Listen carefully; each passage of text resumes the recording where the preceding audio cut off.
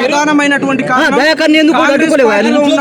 కొందరు కాంగ్రెస్ పార్టీ ముసుగులో ఉంటూ వాళ్ళకి తొత్తులుగా తయారయ్యారు. ఎందుకంటే అద్దంకి దయాకర్ గారు ఆ రోజు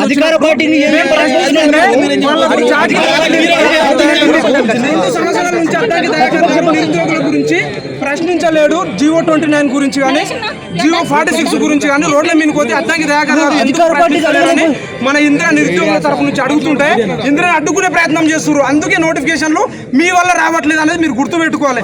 ఇప్పుడు నిరుద్యోగుల తరపు నుంచి ప్రశ్నించే వాళ్ళని అందరినీ కూడా వాళ్ళు ఆ పార్టీ వీళ్ళు ఈ పార్టీ అంటే ఎవరు కూడా మాట్లాడరు.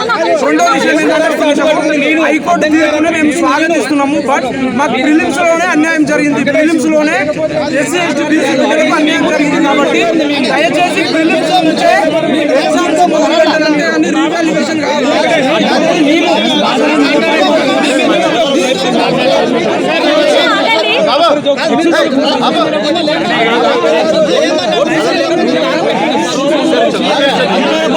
నోటిఫికేషన్ అడగాలని నువ్వు అడగాలి.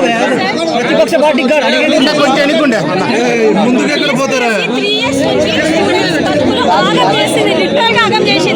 3 సంవత్సరాల నుంచి మరి ఏం మాత్రం టీఎస్పీఎస్సీ అనేది కడుగుతో నాకైతే తెలియదు. దాని గురించి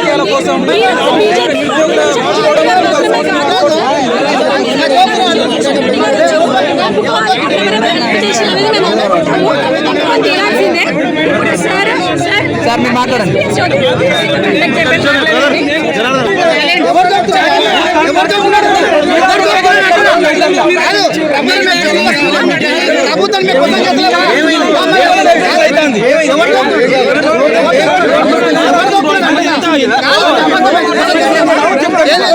మేము అడుగుతలేవా?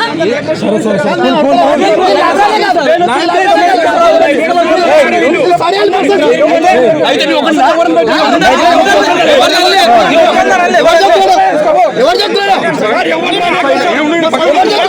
లైబ్రరీలు కానీ గారు మళ్ళీ మాట్లాడితే లైబ్రరీలు చదివించాలి. మేము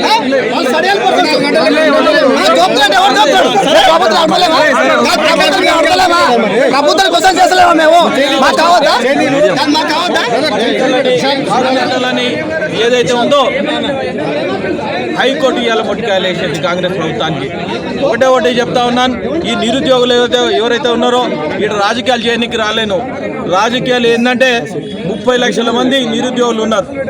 ఈ 30 లక్షల మంది నిరుద్యోగులు ఏదైతే ఉన్నారో ఒక ఆశతోని వాళ్ళు హైదరాబాద్లో ఉంటూ 80% ఒక జాబ్ సాధించుకొని నేను బయటకు వెళ్తామని ప్రభుత్వం చేసేది. వాళ్ళతో కూడా ఆడుకుంటూ ఉంటే ప్రభుత్వం ఆడుకుంటుందని ఈ ప్రభుత్వాన్ని ఎన్నుకుంటే 20 నెలలు అయింది. 22 నెలలు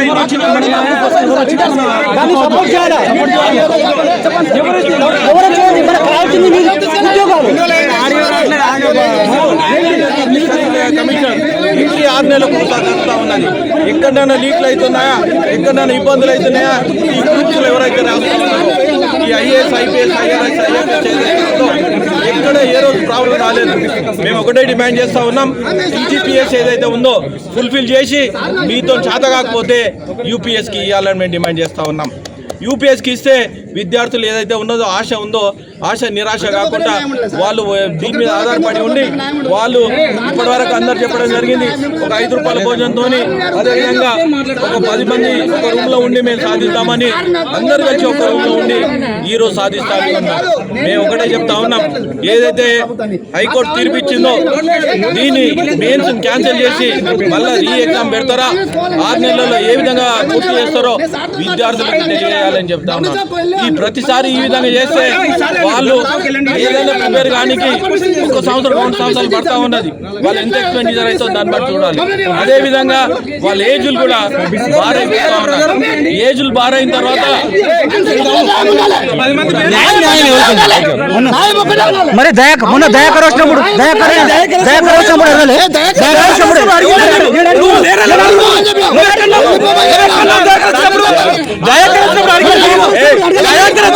మేము